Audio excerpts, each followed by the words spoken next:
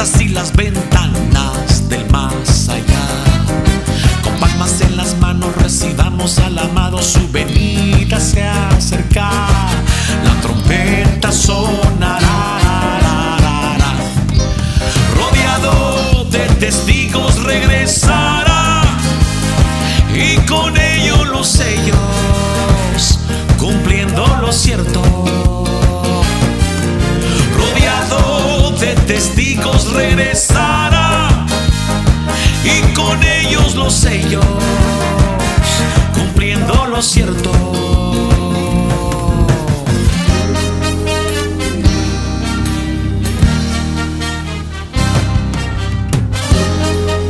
Lot of mercy.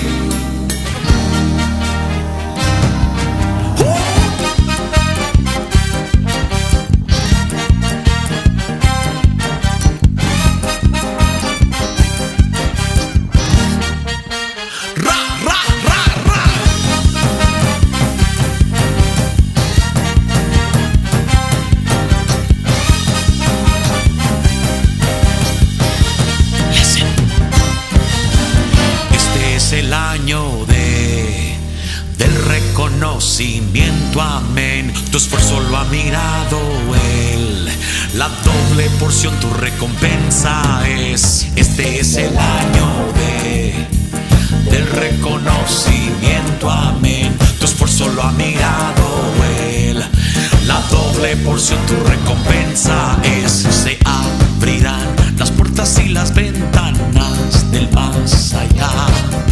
Con palmas en las manos recibamos al amado, su venida se acerca. La trompeta sonará. Se abrirán las puertas y las ventanas del más allá. Con palmas en las manos recibamos al amado, su venida se acerca. La trompeta sonará. Rodeado de testigos regresará, y con ellos los sellos, cumpliendo lo cierto. Rodeado de testigos regresará, y con ellos los sellos. Give me those trumpets.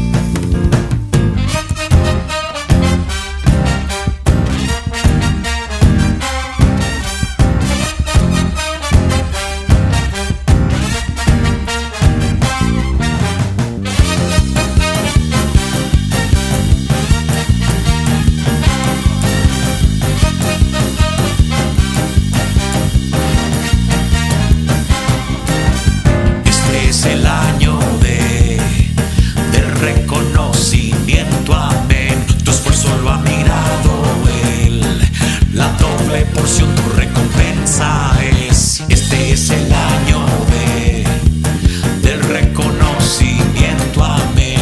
Tu esfuerzo lo ha mirado Él. Where's my orchestra?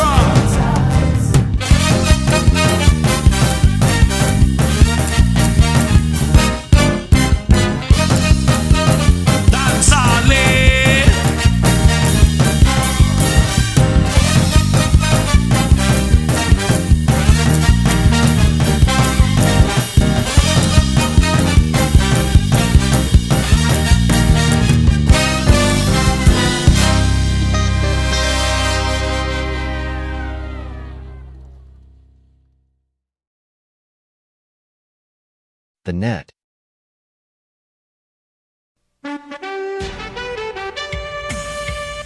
Hey, sis, Dad, Mom, come on.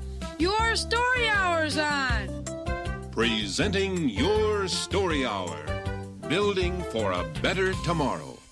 Hi there, boys and girls. I'm Uncle Dan. And I'm Aunt Carol. Welcome one and all, but especially all our Your Story Hour alumni. Why, especially our alumni, Aunt Carol? Because some of our alumni may remember the two stories we're going to air today. They're from the earliest days of our broadcast. And as Your Story Hour has already been on the air for way over a half a century, why, that makes these stories pretty old. Won't they sound a bit dated? Well, yes, but it'll be fun to hear what some of the earliest stories were like, and good character traits like honesty and obedience are never out of date. I like that. Of course, the boys who took part in these stories are adults now. One became a teacher and one became a professor at a university in Michigan. I imagine they've even retired by now. Probably so. But enough of our chatting. It's time for our first story, a true one that took place sometime between 1895 and 1905. It's a story called The Empty Gun Barrel. My story concerns two brothers named Harold and Kenneth. As boys, Harold and Kenneth were always getting into trouble. They weren't bad boys, you understand, just lively and full of fun. It was Harold who caused most of the trouble. He was always getting bright ideas as to what to do to have fun. But his ideas usually got them into trouble. There was the time, for instance, when he got the idea to go fishing. Hey, Ken, what are you doing? Making a kite. Let's go fishing. Want to? What for? To catch fish, silly. What do you suppose what for? What do we want with fish? We don't eat them. We'll raise them. We'll go into the fish raising business and make lots of money. Raise fish? That shows how much you know. You gotta have water to raise fish. Don't you think I know that? Where are we gonna raise them? In the river? We catch them in the river, then put them back in the river to raise. That sounds like one of your ideas, all right. We'll raise them in the well. In the well? Sure. Then when the fish hatch little fish and they get big, all we gotta do is dip them out of the well by the bucketsful. We'll get rich. Well, there's something wrong with your idea. There must be. But right now I can't see what it is. Then we will go fishing? We don't have any hooks. We'll make some out of pins. Please, Ken, let's go fishing. Oh, all right. You go get the pins and some string. I'll dig up the worms.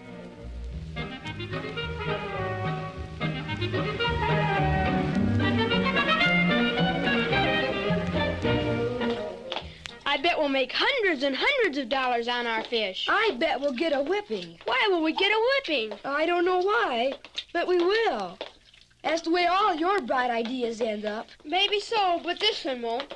How can we get into trouble? We won't even tell Father about raising fish until we've made lots and lots of money. I hope you're right. But every time we do one of your ideas, I'm scared to death. Oh, Father's away preaching and Mother's at the Ladies' Aid Society. What can go wrong? I wish I knew. Something will.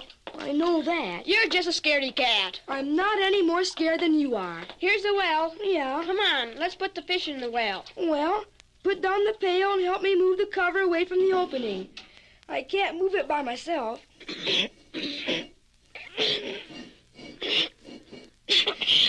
Whew, but that's a heavy stone. Can you see the water down there in the well? Just wait a minute until I get stooped down. Yeah, I can see the reflection. It's about half full of water. Move over. Let me see, too. It's dark down in there. Yep, it's about half full. Let's dump the fish in. You dump them in. Okay, I'm not afraid. Get up, then, so I can.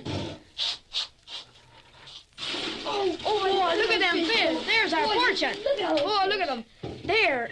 Now we'll soon be rich.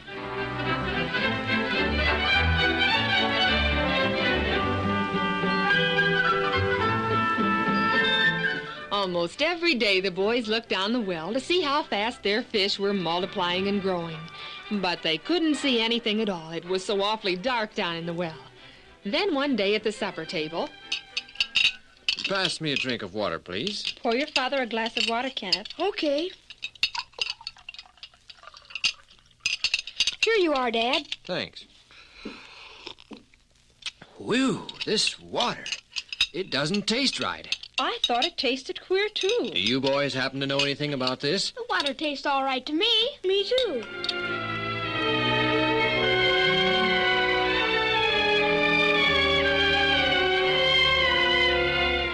Several days went by. Then again at the supper table... There is something wrong with this water. It gets worse and worse. Are you sure you boys know nothing about this? It tastes all right to me. Maybe a rat or something fell in the well and drowned. That's what it tastes like, all right. Well, boys, tomorrow we have a job to do. We'll clean out the well.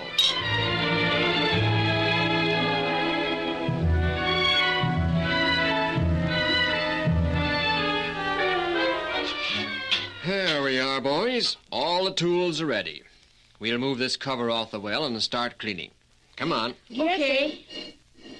That's a heavy cover. There. Oh, it smells awful. Whew, it sure does. Something must have fallen in and drowned.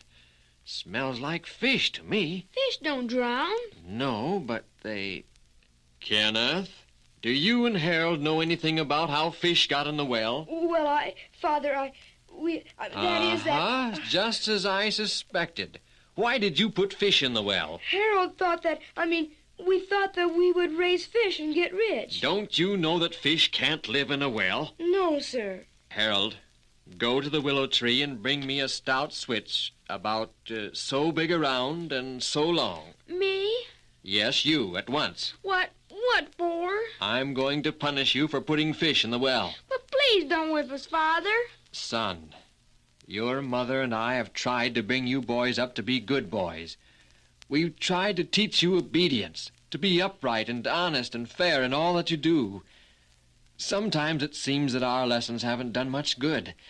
It seems the only way you can learn is through the hard school of experience, with a switch. Please don't whip us. Son, do you think I enjoy whipping you? Well, I don't. In fact, whipping you hurts me as much as it does you. But don't whip Ken. It was all my fault, not his. Kenneth, is it all Harold's fault? No, sir. It was my idea. You didn't have to put the fish in the well, did you, Kenneth? No, sir. Harold didn't make you do it? No, sir. Do you think you deserve a whipping? Yes, sir. If Harold deserves a whipping, I do too. Harold, do you deserve to be punished? I'll go get the switch, sir.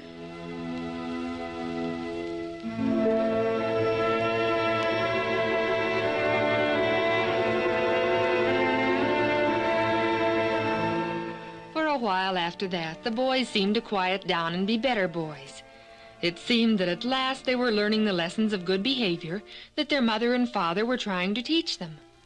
Then one day, when Father was again away preaching, Harold had another of his bright ideas. Hey, Ken, let's go exploring. Exploring? Where? In Africa? Oh, of course not. We'll go exploring down in the old dry gulch. We found an Indian tommyhawk there once, remember? Yeah, but there isn't anything more there to be found. I bet there is. We can dig and see what we can find. That's the fun of exploring, not knowing what you're going to find. Well, there's nothing else to do. For once, I can't see how we could possibly get into trouble digging around in an old ditch. Then you will go? Yeah, but we can't stay long. Father will be home at 4 o'clock, and we want to be back before he comes.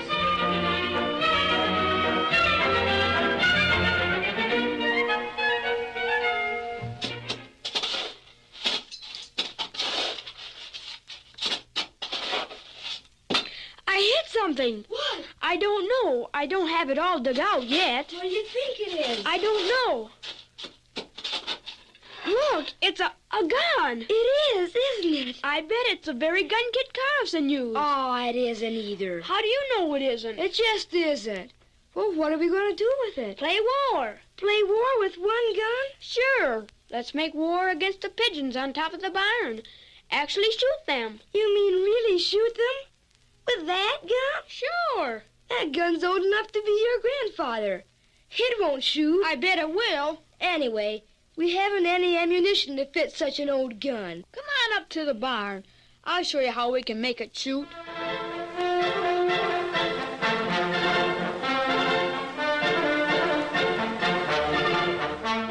There. The gun's fastened to the rock, pointing straight at the barn roof, where the pigeons roost. Yeah, but where's the ammunition? Floyd's father has lots of gunpowder that he uses to blast out stumps. We'll stuff some of the gunpowder down the barrel, then put in some bolts and nails and things like that for the shots. Say, maybe you're right. Anyway, it's going to be lots of fun. Come on, let's go to Floyd's and get some of that gunpowder.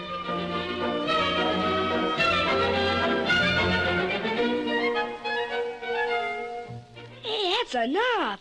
Don't put any more gunpowder down in the barrel. We gotta have at least 6 or 7 inches of powder in the barrel. I don't think they used to put in more than a pinch or two. Maybe not, but this gun is old and rusty, It'll take more powder to make it go off. Okay, I hope you're right. There, I guess that's enough. Hand me those nails and bolts and stones. I'm going to fill this barrel clear up to the top. Say, did you get some fuses for Floyd? Yeah, several long pieces. They're in this box. Fasten the piece to the powder hole so we can stand away when we fire the gun. You bet. I don't want to be close when it goes off. I don't trust that old gun. Afraid? No, just want to be safe, that's all. There, the barrel is filled almost to the top. Have you got the fuse fastened? Not yet. Uh-oh. It's too late now. There comes Father down the road. He'll never let us fire this gun. You're telling me? Say, I know what let's do. Let's hurry and fire it before he gets here. But it'll take quite a while to fasten the fuse. We'll fire it without the fuse. I'll light the powder with a match. You'll get killed. Oh, I won't either. You run back there. I'll light the powder, then run too. Hurry before Father gets here. I'm not afraid. I'll light it. You ready? Yep. Let her go.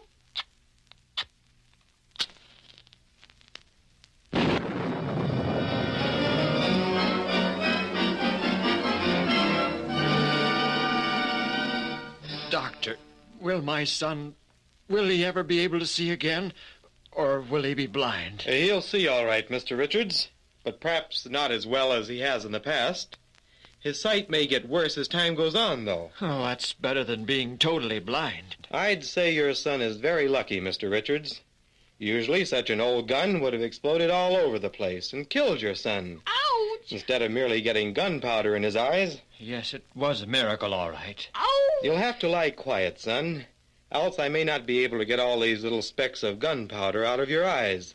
Then you may go totally blind someday. Oh! Quiet, son. It hurts. Father? Yes, son. I've learned my lesson. Ouch! I'll always obey you and Mother. Mother'll be very happy to hear that, son. And so am I. Ouch! Just a few more seconds and I'll have them all out, son. Obedience always pays, son. Yeah. Ouch! Oh! Ouch!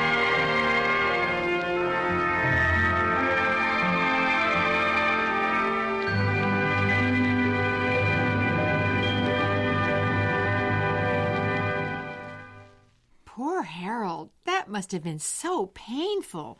Eyes are the most sensitive part of the human body. Why, it hurts just to have an eyelash in my eye, but gunpowder? It makes me shudder to think of it. He suffered all right, but so did his dad. No father who loves his son wants to see him endure such pain. That's why we dads and moms want our kids to obey us so we can keep them safe and healthy, to grow up to be happy and productive adults. You know, Uncle Dan, I imagine some of the boys and girls listening are thinking Harold and Kenneth's dad was pretty severe for punishing them when they put fish in the well. After all, they didn't mean any harm, and they didn't know the fish would contaminate the water. Aunt Carol, any child growing up on a farm back then, knew the well was off limits. Not only was it dangerous, but a good source of fresh water was essential and had to be protected. Without water, both people and animals can't survive. Without it, there would be no farm at all. On top of that, they lied when they said the water tasted fine to them. Oh, that's true. Well, I'm just happy to know Harold survived his experience with that old gun. He could just as easily have been killed. You're right, Aunt Carol. Guns are weapons, not toys. They should only be handled by trained adults and stored unloaded in a locked cabinet apart from where the ammunition is kept. Remember, boys and girls, never, never play with guns, even if you believe they're empty. We don't want you to harm yourself or anyone else. Amen to that. Now, Aunt Carol, I believe it's time for our next story. Does it have any guns in it? No, Uncle Dan, no more guns today. But it's about a boy whose bad habit turned out to be just as dangerous as playing with a gun. I wonder what that could be. Let's get started. All right. Listen now as we bring you the story of The Meanest Man in Town. The story starts with a boy named Robbie Sands. Robbie has a terrible habit of telling lies. And me, oh my, what a terrible habit that is.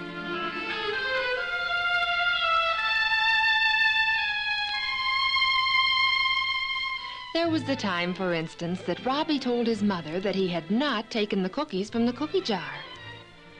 Why did you lie to me about taking those cookies, Robbie? Why do you tell so many lies? I don't know, Mom. I guess I just can't help it. I think you should go to your room, Robbie, and kneel down by the side of your bed and pray for God to forgive you, and then ask him to help you stop telling so many lies. I'd rather have a whipping, Mom. But whippings don't seem to do you any good, Robbie, and you must stop telling lies. Come, Robbie, let's go to your room.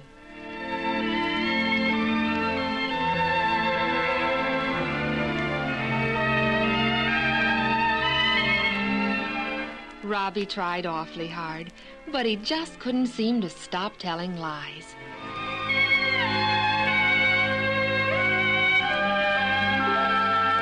Then the Sand family moved into a new town. Robbie helped his mother unpack. Here, son, take these bottles of pills to the bathroom and put them on the stand. Okay, Mom.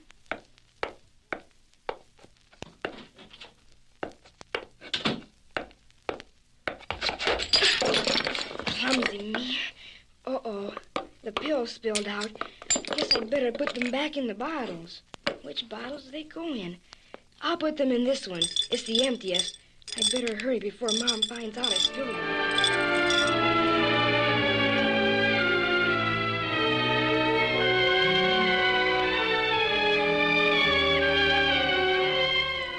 Robbie, the pills in this bottle, do you know what happened to them? No, Mom. Why? Well, I thought I was about out of them, and now there's almost a whole bottle full. Are you sure you know nothing about it, Robbie? I'd tell you, Mom, if I did. I wouldn't lie about a thing like that. Well, I didn't think you would. I guess I must have been mistaken about being out of them.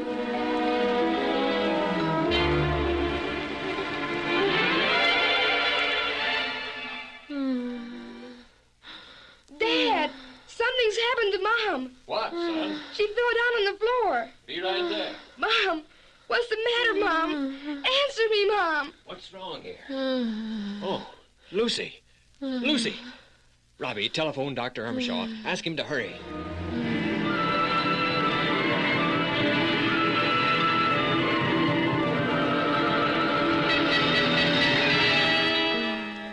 Your wife's heart, Mr. Sands, has slowed down to almost nothing. Acts as if she'd taken an overdose of digitalis or some other heart stimulant. Digitalis? Well, that's funny. Only this noon I was looking for those digitalis pills and couldn't find them. And I know we had some. Is it possible she took them? An overdose? Oh, no, certainly not. She has no reason to do such I mean, could she have taken them accidentally? Well, I don't see how. They were in a bottle plainly marked as poison. Is Mom very sick, Dad? She's seriously ill, son. Will she get well? Oh, I think so. Won't she, Doctor? If we knew exactly what happened, she might have a fighting chance. We'd know what to do for her. I think I know. You know what? Yesterday when Mom asked me to take the pills into the bathroom, I stumbled and fell and spilled the pills from some of the bottles. Which bottle, son? A small bottle and a bigger one. Let's have a look at those bottles. Come on, son. Show them to us.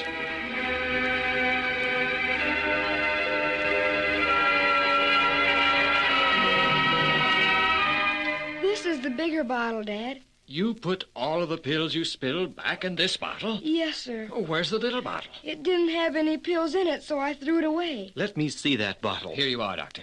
10 tablets. Your wife had bad blood, Mr. Sands? Why, an occasional boil, yes.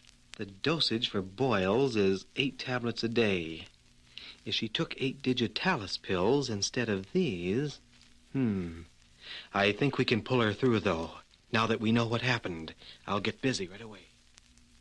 Son, why didn't you tell your mother about spilling the pills? I was afraid she'd whip me. Do you realize that if she dies, it'll be your fault? Is Mom going to die? Let's hope not, son. Dad, it is my fault. I lied to Mom. You lied to her? About what? She asked me about the pills. I lied and told her I didn't know anything about them. Son, because of a lie you told, your mother, your own mom, she may not live. Oh, Dad, I'm sorry. If she'll just get well, I promise I'll never tell another lie. Never. I hope not, son. I hope you've learned your lesson. I have, Dad. And if I were you, son, I'd go to my room. And I'd get down on my knees and confess what I had done. I'd tell God how sorry I am. I'd tell him that I'll never tell another lie. And then I'd ask him to make Mother well again. And I'm sure he will. All right, Dad.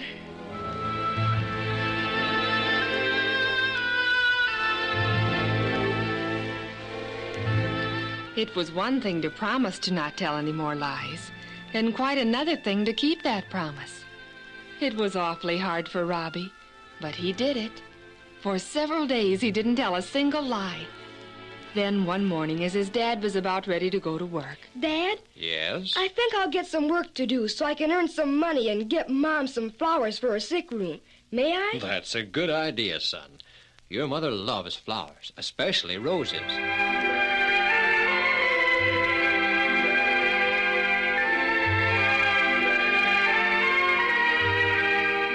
So a little later that morning, Robbie kissed his mother on the cheek and started down the street in search of a job. Any kind of a job that would earn him a few dollars. He'd gone only a block when he met another boy about his own age. Hello. Hello. You're the new boy who just moved in the next block, aren't you? Yeah. What's your name? Robbie. What's yours? Fred. Do you play baseball? Sure, but I can't play now. I'm on my way to get a job. A job? Huh. Does your father make you work? No, I want to work. I want to buy Mom some flowers. Buy your mom flowers? Why spend good money on flowers? Mom is sick, and she loves flowers, especially roses. Say, I know where you can get some roses. Lots and lots of them. All you want. You do? And they won't cost you anything either. Really? Not a cent. Come on, I'll show you where you can get them.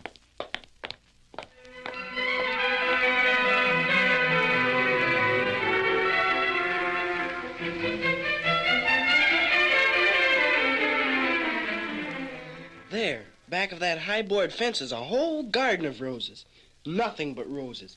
Millions of them. I can't even see them from here. Old man Korngorski doesn't want you or anyone to see them. Why? Because he's the meanest man in town, that's why. Oh. But I know how you can see them. How? See that tree over there by the fence? Uh-huh. We'll climb up it. Then we can see over the fence into the garden. Come on, that tree is easy to climb.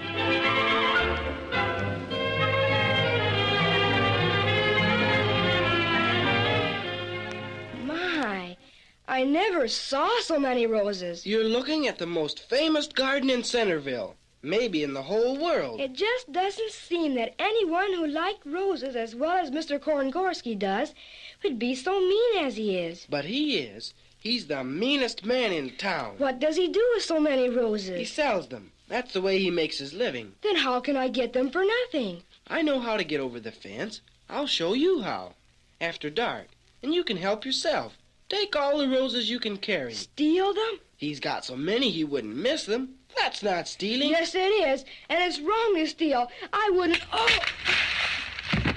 Hurt yourself? No, I guess not. For a minute there, I thought you were a goner.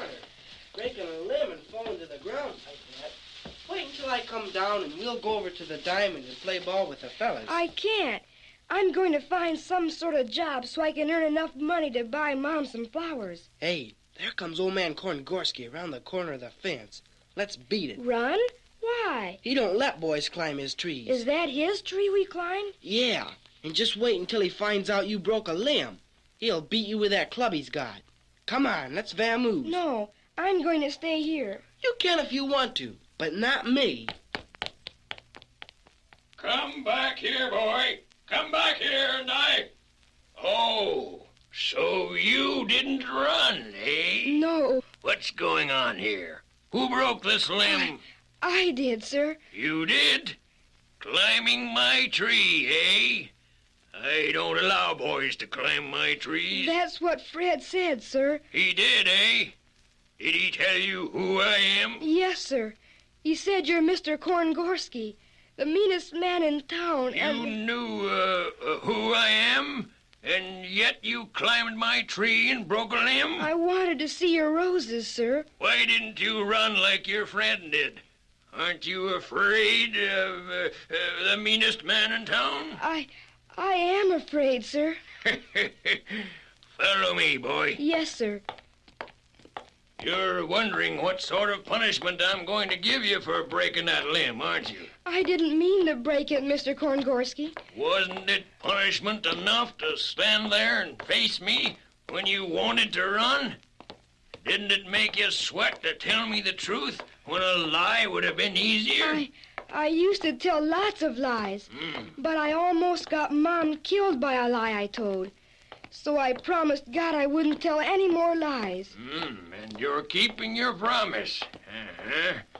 The truth always pays, son. Yes, sir. If all boys were truthful, they wouldn't need to be afraid of me. Why, I like boys. I'd open my gate and let them all inside, if they were honest enough to do me no mischief. But my roses are all I have for an income, and I must protect them with high walls and a closed gate. And here we are, at the gate. What are you going to do, Mr. Korngorsky? Do? Why, I'm going to open the gate and let you go in my rose garden. There she is, boy. Go in and look around to your heart's content. Your roses are beautiful, sir. And when you get through looking around, come up to the shed. I've been looking for a dependable boy to carry my roses to the flower shop and do other odd jobs. And I found him. You. What's your name, son? Robbie, sir. And I could help you every day. I want to earn enough to buy a rose and take it to Mom's bedside. Well, is your mother sick, Robbie? Yes, sir. Very sick. Because of that lie I told you about. And I want to give to the best mom in the whole world a rose every day. A rose from her son. One rose? Only one for the best mom in the whole world? Why not take her a dozen? From both of us. A dozen every day, starting right now. You just go in there and help yourself. We'll talk about work and pay and such things after you deliver a dozen roses to your mom. Mr. Korngorsky? Yes? You're not the meanest man in town. What? I think you're the nicest. Why, you...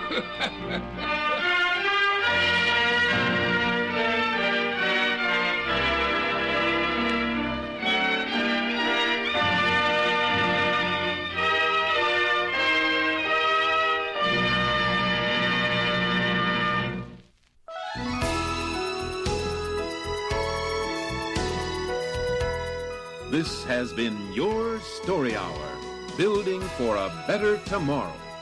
This is Aunt Carol. And Uncle Dan saying, Goodbye, everyone. See you again next time.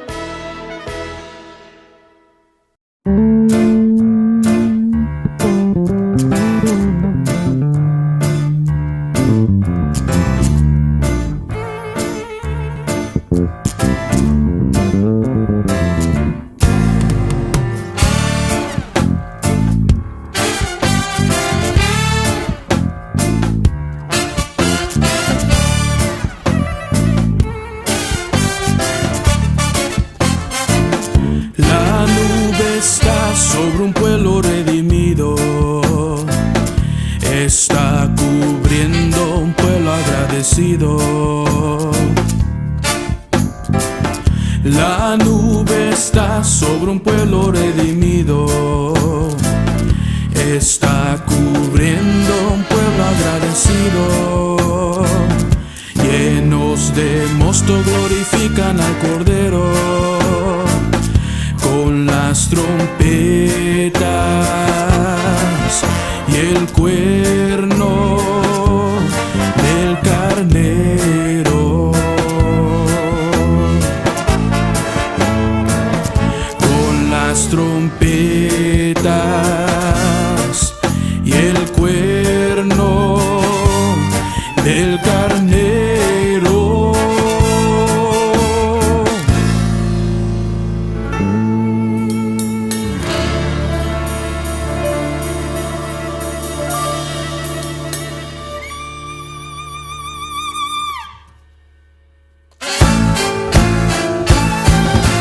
Todo el pueblo haciendo fiesta, celebrando al Rey Jehová, proclamando sus grandezas, las victorias de Jehová. Y todo el pueblo haciendo fiesta, celebrando al Rey Jehová, proclamando sus grandezas, las victorias de Jehová.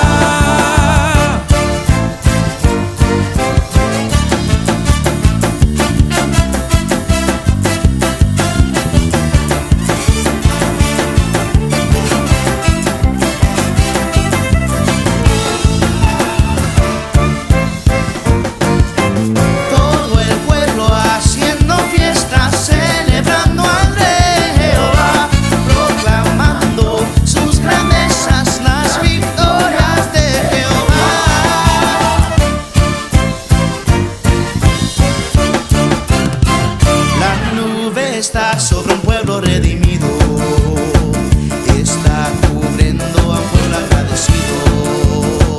La nube está sobre un pueblo redimido, está cubriendo a un pueblo agradecido. Llenos de mosto glorifican al Cordero con las trompetas